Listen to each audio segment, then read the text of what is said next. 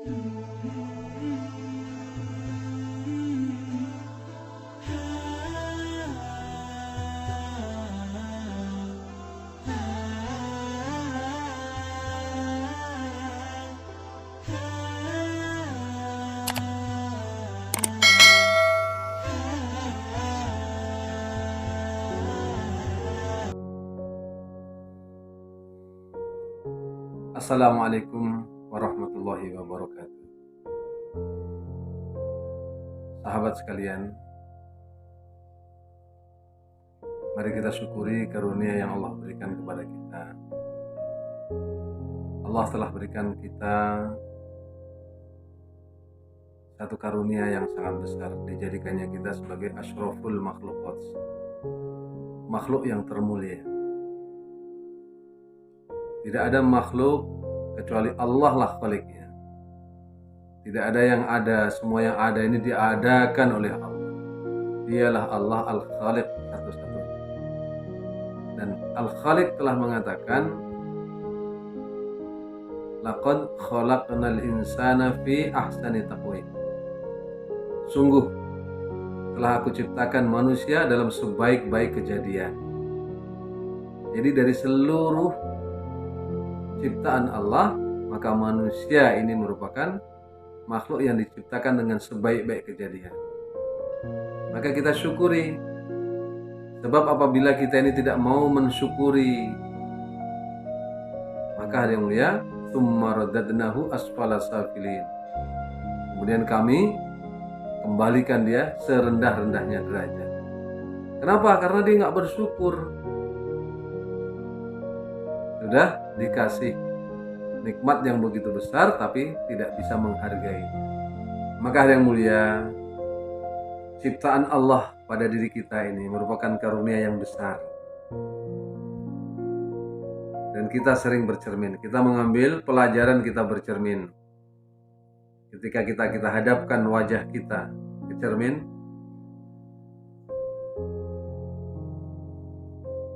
apa yang terpikir oleh kita adalah tentang diri kita. Kita melihat bagaimana postur kita, wajah kita, hidung kita. Tapi baginda Nabi SAW ajarkan kepada kita satu doa. Doa ketika kita bercermin. Apa itu doanya? Allahumma kama ahsanta khalqi fahassin khuluqi. Ya Allah, sebagaimana Engkau telah baguskan bentukku, penciptaanku, fahassin khuluqi, maka baguskan juga akhlakku. Yang mulia, Nabi membimbing kita bagaimana kita tidak hanya membuka mata kepala kita, tapi juga kita buka mata hati kita. Karena manusia yang nampak jasadnya ini bisa bergerak karena ada yang menggerakkan. Dia bisa berbicara karena ada kekuatan di dalam. Dari mana dia bergerak? Karena hatinya ingin bergerak. Punya keinginan, maka dia akan bergerak. Siapa yang memberi keinginan? Allah. Dari mana sumbernya? Dari hati. Maka Allah yang membolak-balik hati kita. Kita mohon kepada Allah. Kita mohon kepada Allah agar Allah Subhanahu wa taala bimbing hati kita. Kita doa kepada Allah. Ya Allah, sebagaimana telah Engkau baguskan bentuk rupaku, maka ya Allah mohon baguskan juga akhlakku. Akhlak. Apa itu akhlak? Sifat-sifat hati. Akhlak adalah sifat-sifat hati. Maka kita lihat diri kita. Bagaimana cara melihatnya? Tentu dengan mata hati. Membuka dengan mata hati. Siapa diri kita ini? Sifat kita bagaimana? Si sombongkah diri kita? Atau si tawadhu? Si riyakkah diri kita? Ataukah si ikhlas? Si tamak, rakus dan tamakkah diri kita? Si rakus atau si qanaah? Tanya diri kita. Dan Rasulullah SAW, sahabat sekalian, diutus oleh Allah, innama bu'itsu liutammima makarimal akhlaq. Sesungguhnya aku diutus untuk menyempurnakan akhlak, sifat-sifat hati. Kita lihat bagaimana Rasulullah. Akhlaknya dipuji oleh Allah Subhanahu wa taala. Wa innaka la'ala khuluqin azim. Dan sungguh engkau Muhammad, akhlakmu begitu agung. Maka kita ambil pelajaran, kita bercermin hari ini. Hari ini ketika kita bercermin, kita memperbagus mata kita. Kita memperbagus rambut kita. Bagaimana supaya rapi. Bibir kita diberi lipstik yang bagus. Kulit kita, baju kita, fisik. Sementara yang ini hari yang mulia, Allah tidak pandang. Innallaha la yanzuru ila suwarikum wala ila ajsamikum walakin yanzuru ila qulubikum wa a'malikum. Allah tidak lihat bentuk rupamu, tetapi Allah lihat hatimu. Allah lihat hatimu. Coba ada yang mulia. Untuk yang dipandang Allah, sudahkah kita persiapkan? Untuk yang tidak dipandang Allah, kita sudah siapkan. Tapi untuk yang dipandang Allah, apa yang sudah kita siapkan hari ini? Kita hari ini lebih tawajuh dengan mata kepala kita. Bagaimana pandangan orang kepada saya? Maka kita buat pencitraan. Ada yang mulia, pencitraan untuk manusia ini Allah tahu. Lihat hari yang mulia. Satu, sifat ikhlas. Sifat hati yang namanya ikhlas. Lawannya adalah ria, pamer. Sahabat sekalian, nanti di mahsyar, sebelum hisab dimulai, ada 3 orang yang dipanggil dulu. Dan ini orang-orang luar biasa. Yang pertama adalah seorang yang ketika di dunia dulu, orang telah menggelarinya sebagai pahlawan. Kenapa? Karena dia telah berkorban dengan pengorbanan yang luar biasa. Apa pengorbanannya? Dia telah mengorbankan satu-satunya nyawanya. Satu-satunya nyawa telah dikorbankan untuk orang. Dan yang kedua,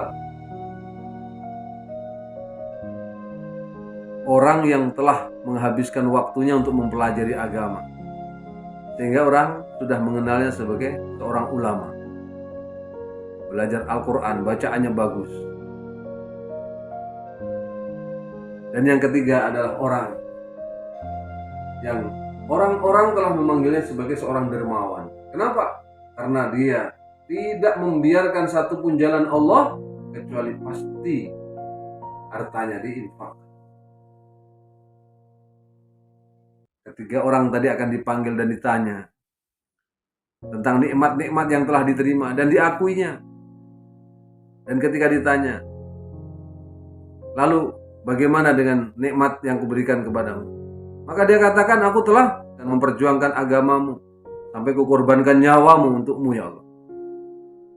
Tapi Allah menjawab apa? Kamu dusta. Kamu telah mengorbankan nyawamu agar engkau dipanggil pahlawan. Allah nggak bisa ditipu. Allah tahu kemana arah hati kita, niat kita kemana. Benarkah lillahi ta'ala? Maka dia diseret dan dimasukkan ke neraka. Yang kedua orang yang alim, ulama. Ketika dia ditanyakan, dia akui nikmat yang diterima. Lalu apa yang dibuat? Telah aku pelajari agamamu, habiskan waktu untuk mempelajari agamamu. Semata-mata karena engkau, kamu dusta, kamu belajar agama supaya dipanggil ulama. Niatnya Allah tahu. Allah gak bisa ditipu. Orang banyak bisa tertipu, tapi Allah nggak bisa ditipu. Satu orang lagi yang telah mengorbankan hartanya, semua diinfakkan di jalan Allah, tapi ternyata apa? Kamu dusta. Kamu menginfakkan hartamu dengan niat supaya engkau dipanggil dermawan. Yang mulia, niat hati ya. Inilah akhlak, ikhlas. Benarkah lillahi ta'ala dalam setiap amal-amal kita? Allah tahu. Maka kita lihat hati kita, ya. Pandang hati kita latih hati kita. Dalam 24 jam. Dalam 24 jam kita bergerak. Sudahkah kita gerak dengan bismillah? Dengan nama Allah. Sudahkah kita niati dengan lillah, karena Allah? Dan sebenarnya semua yang datang dari Allah. Kemampuan, kekayaan, kehebatan, ini semua datang dari Allah.